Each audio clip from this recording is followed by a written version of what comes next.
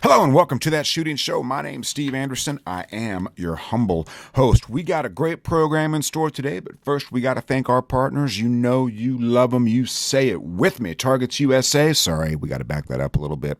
Walther Firearms is the title sponsor of the program and of AndersonShooting.com in general. And in particular, the steel frame Walther PDP is just waiting for you. Just wait. If you like a little heavier gun, but you don't want a double action trigger pull, if you like a little bit heavier gun, but you don't want light strikes often, the Walther PDP steel frame doesn't have any of those problems. If you've ever picked up a steel gun and just went, man, that feels good in my hand, the Walther will feel better in your hand than anything that's ever been in your hand. Make your own jokes. And if you don't like it for any reason, you got 30 days to get your money back. 100p with the Walther PDP SF. Oh, and speaking of maybe a moment of silence for the last episode of Letterkenny. I was not aware that season 12 was the final season. I have not been watching Letterkenny, and I tuned in a couple nights ago. Final episode is called Over and Out, and the ending seemed really final-ish. You know, Rosie breaks up with Wayne, and the camera pans out to all the buildings that we've seen throughout the course of the program. And yes, Letterkenny has aired its final episode. So if you like humor and you don't want to make your own jokes, Letterkenny will make them for you. But the humor is on the crude side, so you've been warned about that. But I'm just telling you, if you like your humor a little crude, and longtime listeners of this show will know that I don't hate that, you got to check out Letterkenny. It is over. I don't know where else you can find it besides Hulu. It's well worth a Hulu subscription just for Letterkenny. Just trust me on that, okay? Just trust me, okay? And speaking of trusting me, you know that Targets USA can be trusted to manufacture the finest steel targetry on the planet. It is portable, it is affordable, it is the very best. CR Speed, as you know, manufactures the finest gun handling gadgetry you can wrap around your waist or anywhere else. The AMG-lab.com Commanderson timer continues. Turn heads and blow minds by putting the time into the tablet. And of course, Hunter's HD Gold, as you see, is the only eyewear that I wear. I spend 99% of my life looking through Hunter's HD Gold, and I wouldn't have it any other way.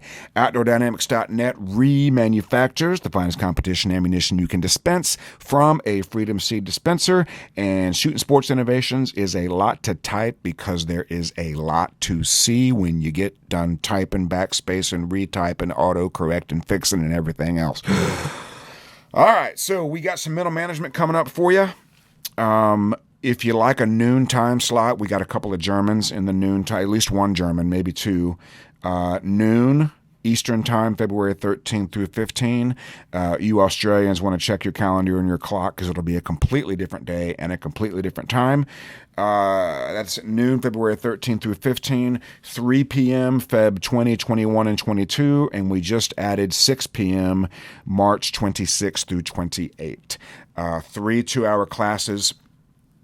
If you apply everything in these classes, you will reach your full potential. I guarantee it. I posted something on the Instagram. A guy in Puerto Rico was doing the Caribbean Open something or other, and his mantra was no mics, no mics, no mics, no mics, no mics. And we talked to him a little bit about that. That's not exactly the right way to look at it. He had a phenomenal first day at the Caribbean Open Puerto Rican thing, and didn't have any mics for the day. Reported better stage planning, reported better speed, reported accuracy, and this is only after 2 classes. He literally took the second mental management class the day before he shot the match. And the results speak for themselves. So if shooting is 90% mental and you're spending 0 on the mental game, that's not very good math, right? The class is only $300. If you apply it, it will fix most of your mental problems very, very quickly, but perhaps more importantly, it will help you and allow you to diagnose them moving forward. So if they should reappear for any reason, you'll be able to spot it and know what's going on. April, we're going to be in Golden Valley, Arizona. May in Wisconsin, we're still working on that. June in Castlewood, PA with the Mighty Jay Slater. Also in June is Wichita, well, Conway Springs, Kansas. And August in the Poconos Double Eagle. You got to get with Sam Callahan to sign up for that one. You can still get a free class in 2024, but the calendar is filling up fast. We got a lot of things percolating, just waiting to be finalized. So if you want a class in your area, please let me know, and we will make it a priority to get where you are. All right, so something came up in a mental management class I was doing, and a guy tells me that he has imposter syndrome. And what is imposter syndrome, and how do we fix it? So I looked it up. I know what it means in shooting, but I was interestingly surprised to find that the definition that I found is exactly the same as I understood it to be. So what is imposter syndrome? Imposter syndrome is the condition of feeling anxious and not experiencing success internally despite being high-performing in external objective ways. This condition often results in people feeling like a fraud or a phony and doubting their abilities. Most important 3 words there are doubting their abilities. I'll say it again. Doubting their abilities. So, you did something, you've done something, you're doing something that's pretty good, but it doesn't feel like it's you that's doing it. Well, I know exactly what causes that, and I know exactly how to fix it. You may not believe me, and you may not like it, but it doesn't mean that I'm wrong. Okay? In mental management, we learned that there are 3 things happening at all times inside your mental game. There's your conscious mind, which is responsible for the active thoughts that you're having, one at a time, perhaps very rapidly. Your skill level, which is rarely the problem. And then self-image is your habits and your attitudes. And those habits and attitudes culminate in your opinion of yourself as a shooter. So imposter syndrome is 100% self-image related, which is at least 33% of the mental game. If you are doubting your abilities, despite evidence to the contrary, you will never get access to your skill on a regular basis. You know why? You don't believe it's your skill. You believe you got lucky. You believe nobody good showed up. You believe that a blind squirrel found an acorn. You don't believe it was you that did it. Because the you believe in tends to screw it up. The you that you take to the match is used to being slow, sloppy, inaccurate. That's who you believe you are. So the guy that got it right can't be you. Creates a conflict in the self-image. So the repetition of a thought or an attitude or event causes it to become normal. So if you burn down a stage and you talk about 6 mistakes, mistakes are normal. If you screw up a stage and talk about 6 mistakes, mistakes become normal.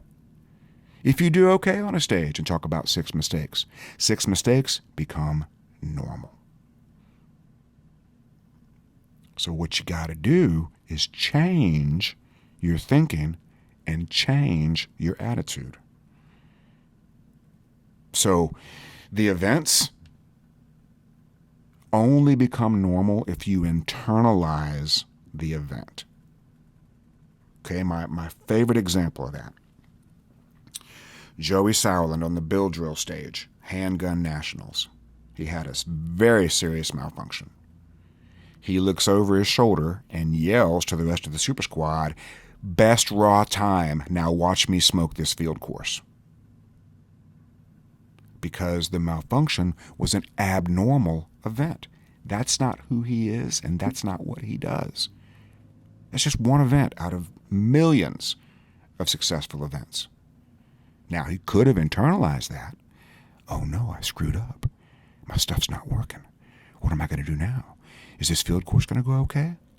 That's not what he did. He abnormalized the problem and normalized success. So here's the deal, guys. Self-image always provides what is normal as opposed to what you want. You may want to win something really bad, but if you believe you belong in the middle of the pack, it doesn't matter how bad you want it. Self-image usually provides what is normal. A great example of this is the great Rob Latham. For a decade or so, if he was going there, the only thing to argue about was who was going to be second. He knew it and everybody else knew it. And I remember he zeroed a stage one year at Nationals, the Dark House stage. I believe it was in Missouri. And he came back and won every single stage after that and the match. Because what's normal is not zeroing stages. What's normal is winning the match. And you're going to have to experience this to believe it. You may not believe it right now, even though I know you've had examples of it. You've just forgotten them. Self-image is the only thing that provides access to subconscious skill. So if you're shooting below your skill level, if you're frustrated that you're not getting your skill level, it's 100% self-image. Well, you got to be hard on yourself to get better. Okay. But when are you going to stop doing that? When are you going to stop saying, I suck at steel, I tank the classifier? Right? Those ideas become normal. Well, you're telling me I can just tell myself I'm great at classifiers? Well, it's not quite that simple. Telling yourself you're going to do well doesn't work all of the time. But telling yourself you're going to screw it up works 100% of the time. So if you're in a slump means you've become an expert in the normalcy of losing. You know every way you can lose, whatever that means, that exists. And when it happens, yep, here we go again. I knew it. Now, a winning streak means we've become an expert in the normalcy of winning. Now, obviously, this all assumes a high level of skill appropriate for the task. The stuff will not, remember, self-image can only give you access to the skill that you possess. It cannot give you access to skill beyond what you possess. Right? So I can be as confident as I want, and I am not going to be a great hot air balloon pilot because I don't know anything about piloting a hot air balloon. Right? Now, if I take a couple classes in hot air ballooning and I believe I can do it, I'm in much better shape than if I take a couple of hot air balloon classes and believe I'm going to crash the hot air balloon. Okay? So if you're in a slump, but you have skill, you've won before, it means you've become an expert in all the intricacies and details in my news show of what it looks like to lose. You know every way to lose that there possibly is. And if you're on a winning streak, it means you become an expert in the normalcy of winning. That means a bad stage here or there, not going to bother you very much. Self-image will always move you in the direction of what is normal. That's why people tend to dominate sports. Because they internalize the victories. They know what they're doing. This is the main reason why middle of the packers are afraid to look at results. They fear the normalcy of where they expect to be. If you're a top 20 shooter nationally, you know exactly where you're going to finish. You may hope for something better, but unless you change something pretty drastically, you know that's where you're going to finish. You guys that win your local match, you know you're going to win it before you get in the car. And that feeling can't be faked, and we're not telling you to try. Okay? But all of this is a function of confidence, which is determined by self-image 100%. If you're not a confident shooter, think about something in your life in which you are confident. The best example is probably your job. At your job, you expect a positive outcome. You may not know how you're going to get there, and it may not be pretty, but you know at your job, most of you, that you're going to get a good outcome because you've had good outcomes in the past, because you've had more good outcomes than bad outcomes. And so therefore, you believe in your ability to produce a good outcome. That's confidence. If your skill exceeds your confidence, you will never get access to it. If you shoot better in practice than you do at the match, that's 100% self-image. 100%. In practice, you're not worried about the results. In practice, you know you can do it. Maybe even if it's just because you know you have multiple tries. But you're not worried about the result.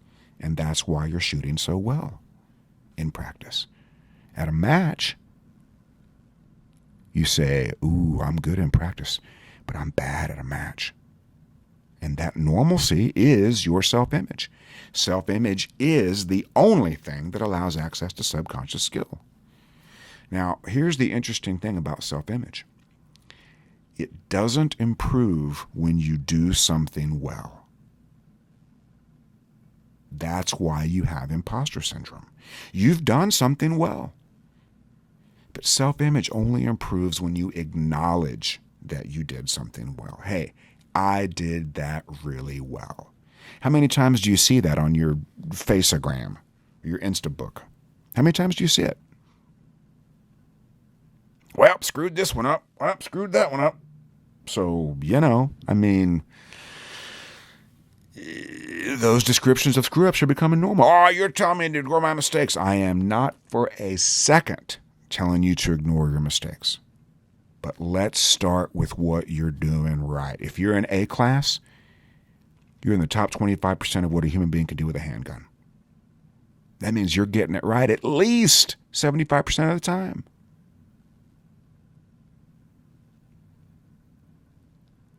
Right? And if USPSA says you're a master, a grandmaster, guess what? You are, unless you cheated. If you cheated, you're going to get found out. People will know. But if you didn't cheat and you got to A class or master class or grandmaster class or whatever it is, you did it. That's you.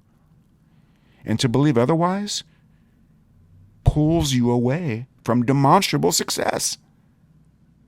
It's fascinating. So, your confidence won't improve just because you do something well. That's why you have imposter syndrome. You've done something well, but your confidence hasn't improved because that wasn't you that did it. That wasn't the shooter that you believe you are. That was somebody else. You got to believe that you did what you did, and you must know what you did and how you do it. Now, conversely, paradoxically, self-image doesn't shrink when you do something poorly. Self-image shrinks when you imprint that you're doing poorly. If you make a mistake in dry fire, if you chuck a mag across the room, the best thing you can do is laugh about it. I don't know who that was, but it wasn't me. That never happens. So you're distancing yourself from the mistake. Right? Many people in training, especially in dry fire, they'll stop the presses. I missed a reload. Well, the more you talk about that, the more you think about it, the more normal it becomes, and you're going to miss the next one. Instead, say, that's interesting. That probably happened because I didn't see the mag well. I know how to see the mag well. Let's try that again. And you won't believe this either. But visualizing getting it right with some detail will almost always fix it. Okay? Now, here's the real problem and the real cause of imposter syndrome in action shooting. Many shooters, many top shooters are unconscious competent. And that means they can perform really well when conditions are favorable, but they don't know how they're doing it. They don't know what they're doing specifically. That's a problem. I mean, where else in the world do we do something well without knowing how we're doing it and not knowing how to do it again? So these shooters that are unconscious, and by the way, this is why so many top shooters give terrible advice about the mental game, just the worst. Oh, you got to push hard and be aggressive. Oh, you really got to go out there and go fast. Speed's where it's at. This is terrible advice. We'll come back to that in a minute. But these are usually kind of middle of the pack, inconsistent guys giving this kind of advice. Because when they're getting it right, they don't know exactly what they're doing. It's not their fault. I mean, they're not trying to do that. But remember, people that are inconsistent are having different thoughts at different times. That will produce inconsistency. This here is a speed stage. This here is an accuracy stage. Gotta go fast, slow down, attack, control, predictive shoot, doubles, ribbit, slow down. The conscious mind is required for all of this. And the conscious mind is by definition an enemy of subconscious skill, which is where your skills live in the first place. Why the hell are you practicing? If you're going to let your conscious mind shoot the stage, why are you practicing? Sorry, got a little excited there. So, when conditions become unfavorable for an unconscious competent shooter, they literally don't know how to get back because they don't know what they were doing in the first place. So they usually apply extra effort because this seems like the right thing to do. I gotta try harder. Well, you know what's required to try harder? The conscious mind. You know what that does? Limits access to subconscious skill, especially with reduced confidence. Guys, this is why the mental management class is so important. We help you understand these things. We help you understand, hey, what's happening when I get it right and how can I duplicate that? Instead, most of you are thinking, what's happening when I get it wrong and how do I prevent it? Well, talking about the things you're doing wrong is not the way to prevent it. I feel like I cannot choose the wine in front of me. And clearly, you cannot choose the wine in front of you. If you like family movies, go watch Princess Bride immediately. Every single person in your house will love it. Go watch Princess Bride. Stop the program. Get your family together. Watch Princess Bride. Your teenager will complain, and then they won't look at their phone. It's as simple as that. Okay? Now, applying extra effort will be a disaster in most cases. The only way extra effort can help is if it gets you to 100% of your skill and not 110%. One of the things we talk about in mental management is the difference between under-trying and over-trying. If you've been burned by mistakes in the past, you're very likely to slow down and get your hits. That will produce a much better result than rush, try, hurry. And you'll get nice and cozy there. I can go to this big match and I can back it off a little bit and come in third or fourth. Because I'm afraid to win. I'm afraid to believe I can win. I don't believe that's me. I believe that belongs to somebody else. And getting to 100%, it only works if you know what to do and you know you can do it. Think about the stage where you knew it inside and out and you knew you could execute the stage plan. You knew it. It wasn't any question. I'll post a video of me shooting the clown stage, and we'll post it on Instagram because we're still working on getting the Facebook accounts back. I don't really want to rebuild the new one while there's any hope of getting the old one back. The Anderson shooting page, we've got a glimmer of hope in getting it back, thanks to a friend of mine who is not a hacker.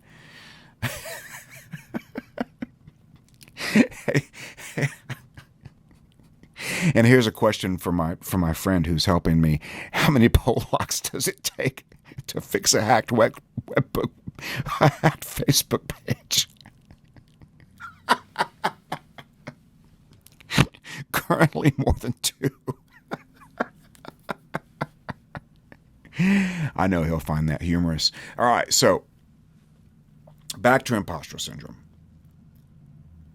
What evidence do you have that the successful performance that you are doubting wasn't you? Did you cheat? Did you go into practice score and fix your time, fix your hits, take out the mics? If you did it, that was you.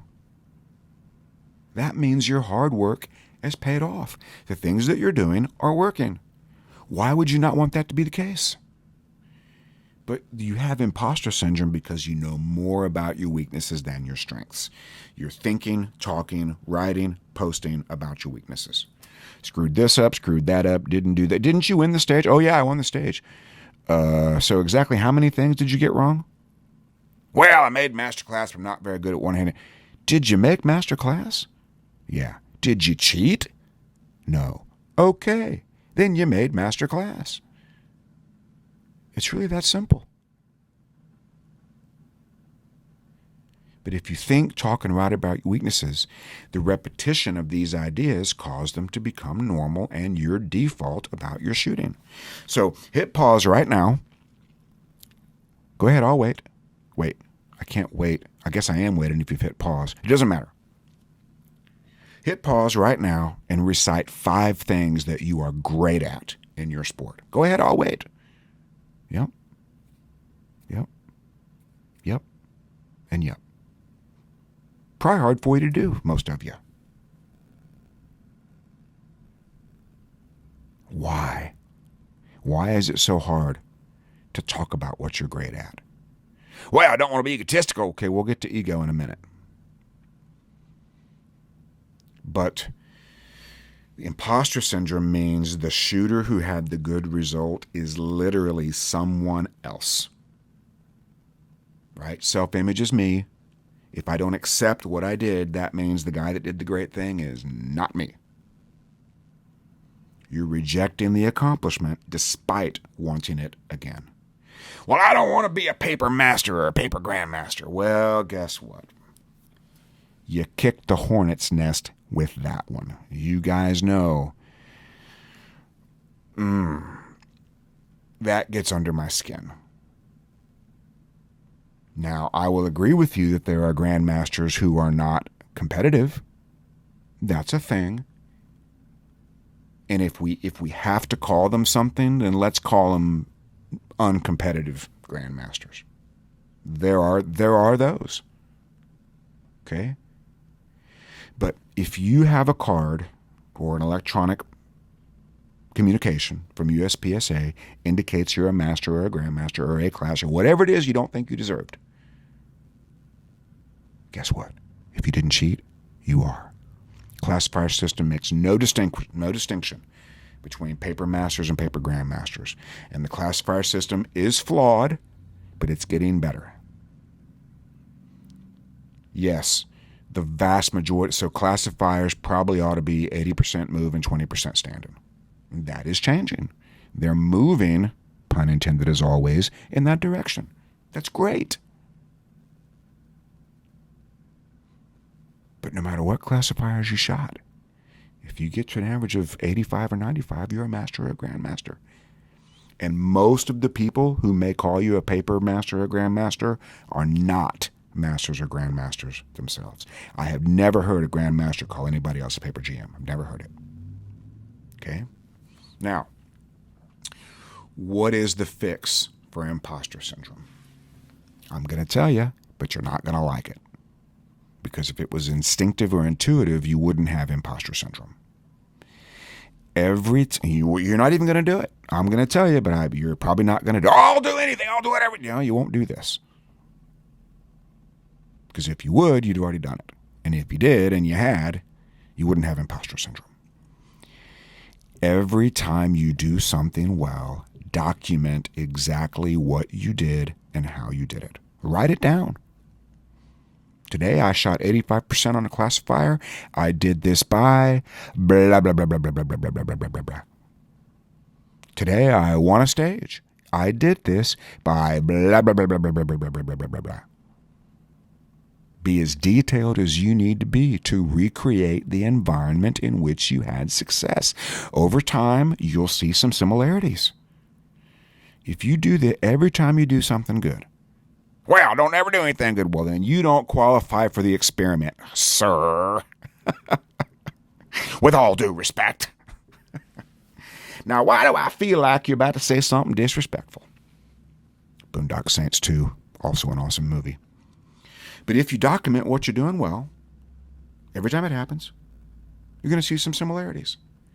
You're probably going to find, wait for it, I knew the stage inside and out. Well, that sounds like a subconscious stage plan. I wasn't thinking. That sounds like a low amount of conscious thought. And I didn't care. Well, that sounds like a high level of confidence or a lack of worry about the results. They're kind of the same thing. Confidence means I know I'm going to do well and I'm not worried about the results. It creates the same thing as not caring. But not caring will be difficult or impossible at an important competition. You could do it at some outlaw match. You could not care and do really well. Or you could not worry about the results because you know you're going to win. Or you could not worry about the results because you know you're going to do well. But worrying about the results is what causes overtrying. On a somewhat unrelated note. So once you've got these documents done, and only 3 of you are going to do it, read them often, especially before, and I put important in parentheses, ideally before every match. Right? Hey, here are 6 examples of a time when I did really well. Let's see what they have in common. And it could be something a little different, or it could be something different in your own words. What you won't find, I was scared to death about the results, and I didn't know the stage. And I went there and I rushed and tried and hurried and thought about every little thing I was doing, down to the position of my left pinky toe. You're not going to find that. And by the way, all matches are important because your skill as a competitor is more important than your skill as a shooter within your class and division. If you're trying to win A class, it ain't going to be the best A class shooter that wins. It's going to be the best A class competitor that wins. Now, once you've got these documented examples, which you're not going to do, but let's presume you are going to take my advice.